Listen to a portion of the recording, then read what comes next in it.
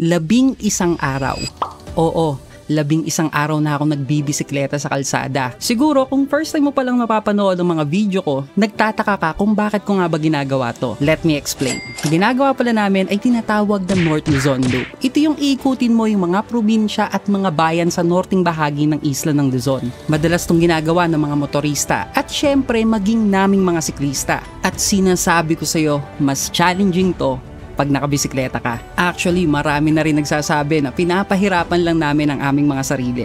Well, totoo nga naman. Mahirap naman talaga. Pero iba kasi talaga yung fulfillment na nararamdaman namin sa tuwing mararating namin yung mga lugar or probinsya na akala namin hindi namin kayang marating gamit ang bisikleta. At eto na nga, sa 11 araw ko sa kalsada mula sa bayan ko sa Calamba, Laguna, papunta na ako sa pang-9 at pang-10 probinsya sa aming ruta, ang probinsya ng La Union at Pangasinan. Mga 10:30 ng umaga narating namin ang arko ng Ilocos Sur. At ang ibig sabihin nito ay papunta na tayo sa pang-9 na probinsya sa ating pag-iikot, ang probinsya ng La Union. Isang mahabang tulay ang sumalubong sa amin at grabe, kagaya ng ibang tulay na nadaanan natin sa ating pag-iikot, sobrang ganda ng mga tanawin dito. Ayan, patawid na tayo ng La Union. Woo! Solid! Ha-ha-hay! Woo! Tapos na ang Ilocos natin. Eto na, La Union ang mga ahon. Mabilis lang namin sinuyod ang mga unang bayan sa La Union. Dinaanan namin ang Supiden, Bangar, hanggang marating namin ang napakahabang ahon at lusong sa Balawan at Bacnotan. Hi, so yan mga brother, ahon na.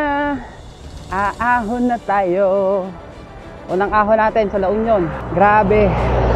Dire-diretsong ahon.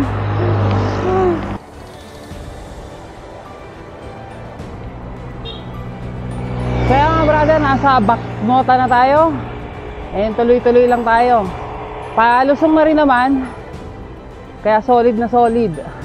Mga 12:30 ng hapon nang natapos namin ang lusong sa Bacnotan. At since hindi pa kami kumakain, tumigil na muna kami para mananghalian at makabawi ng lakas. Balik padyakan agad matapos namin makapagpahinga. At ang pinakamaganda dito, chill-chill na ang aming naging padyakan dahil puro patag na ang mga dinadaanan naming kalsada. Mga bandang 1:30 ng hapon, narating namin ang bayan ng San Juan. Ito na siguro yung pinakasikat na bayan sa probinsya ng La Union. Dito mo lang naman makikita yung magandang munisipyo ng San Juan at yung dinarayo ng mga turista na beach resort kung saan pumupunta yung mga nagsurf at nagna-nightlife. At syempre, sino bang hindi makakalimot sa legendary na 7-Eleven sa bayan na to? Hindi na nga pala kami tumigil dito para tignan yung dagat since nagmamadali kami na makapunta sa probinsya ng Pangasinan.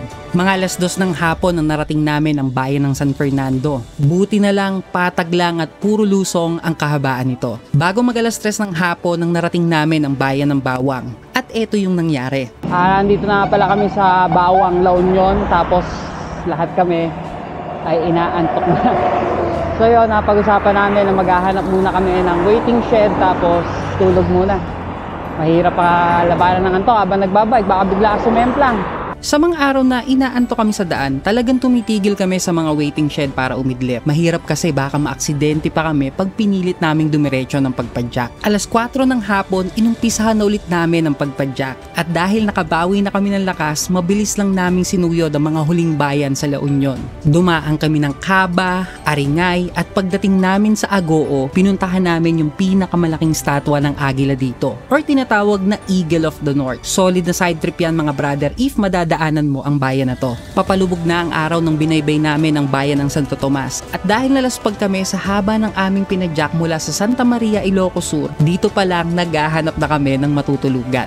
So yeah, mga brother, naghahanap na kami ng tutulugan dito sa may Santo Tomas, kaso mukhang wala. So pumapadyak pa din kami. Hindi na kami tutuloy ng Alcala kasi medyo malayo. 75 kilometers pa, gagabi na kami ng sobra. So nag-decide na kami na maghanap na lang ng mga